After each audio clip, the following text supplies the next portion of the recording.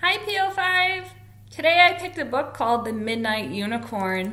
This is a story that I think has really fun illustrations and really uses your imagination. But I didn't have time to read it during school because we don't really have a unicorn unit. So now's a fun time to read it. The Midnight Unicorn. Look at these great pictures. Millie heard the jangling of Casper's leash and put down the clay unicorn she was shaping. It's kind of making a unicorn out of Play-Doh or clay. Anywhere special you want to go today? Asked Dad. The park, Millie cried, her eyes shining with excitement.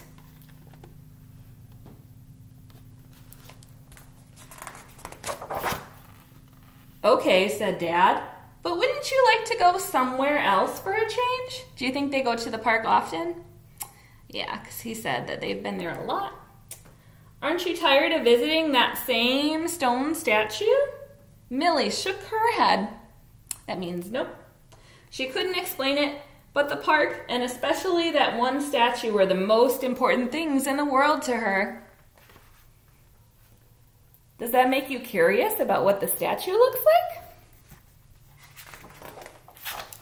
The park was quiet except for the sound of dry leaves crunching under their feet as Millie led the way down the path. What time of year do you think there will be dry leaves crunching under their feet? I would guess fall. We can still see a lot of green leaves on these trees though. Almost there, the quick rhythm of her feet seemed to say.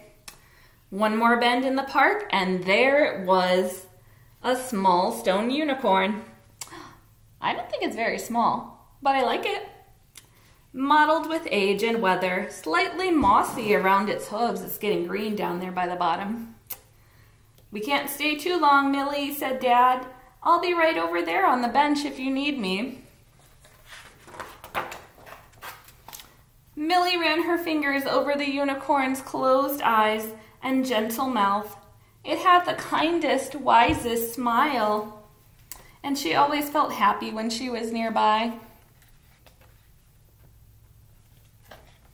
It's only been a week since I was here, but I've missed you so much, she whispered, stretching on tiptoe to be closer to the unicorn's ear. As Millie pressed her hands against the statue's graceful neck, she felt the stone shiver. What? It shivered? It moved? Suddenly the unicorn's hooves lifted off the ground and he pranced beside her. You're alive, she gasped, feeling surprised but not afraid. The unicorn pressed his nose softly against Millie's cheek and then bent his magnificent head so she could climb onto his back. The ground fell away beneath them as he sprang into the sky. Casper bounded after them, barking with joy as his paws left the pavement.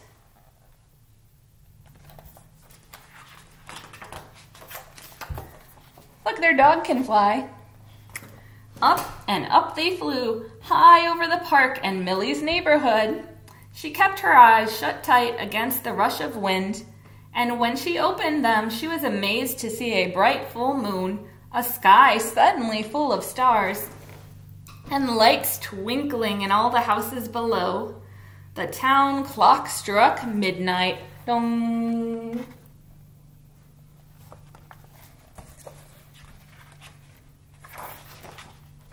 As Millie and the unicorn flew over hills and forests and lakes, dark clouds gathered around them and thunder boomed. Storm up ahead. We'll have to fly fast to beat it, Millie called out. The unicorn put his head down and charged through the angry clouds. Rain rushed into Millie's face. She could hear Casper whimpering as he galloped close beside them, trying to keep up. Don't be afraid, Casper, she cried. We've almost made it. As they blasted through the last bank of clouds, Millie cheered and patted the unicorn's strong neck. He swooped down low over the tops of glistening moonlit mountains so she could run her fingers through the snow. It's beautiful here, said Millie. But could we find somewhere warmer now?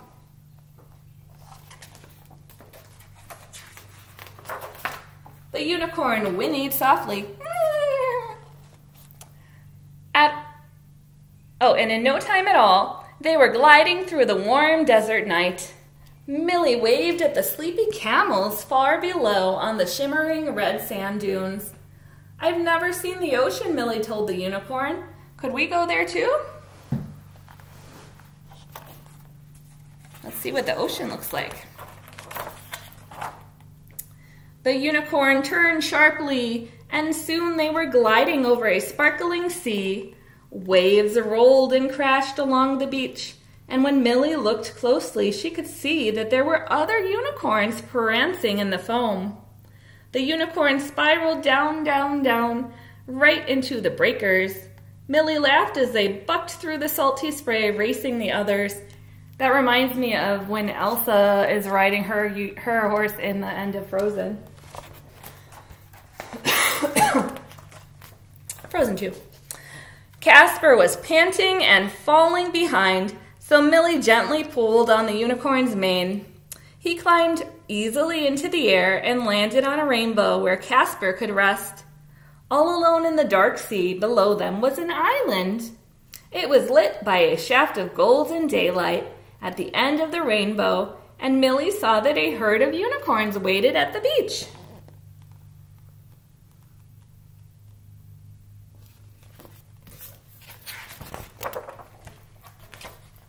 Look at how beautiful they are. One by one, the unicorns welcomed Millie, muzzling her neck with their velvety noses. When she said hello to all of them, her unicorn led her to rocky paths she could explore and crystal clear streams she could drink from. Butterflies and the scent of flowers filled the air.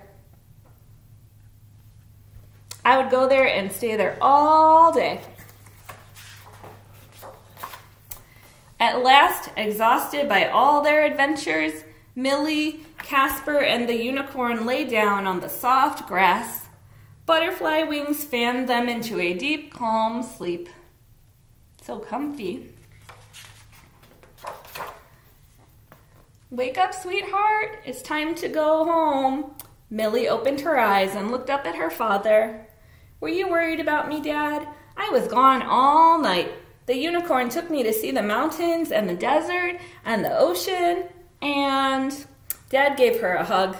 You have a wonderful imagination, Millie. But it was real, she started to say, and then stopped herself. She and Casper and the unicorn knew the truth, and that was all that mattered. She doesn't think it was a dream, right? Ready to go now? Asked Dad. Almost, said Millie. She stood beside the statue and kissed its smooth forehead. Thank you, my midnight unicorn, she whispered. And as she turned to follow her father down the path, Millie was sure she heard the unicorn whinny a soft goodbye. Bye, friends. Thanks for reading the story.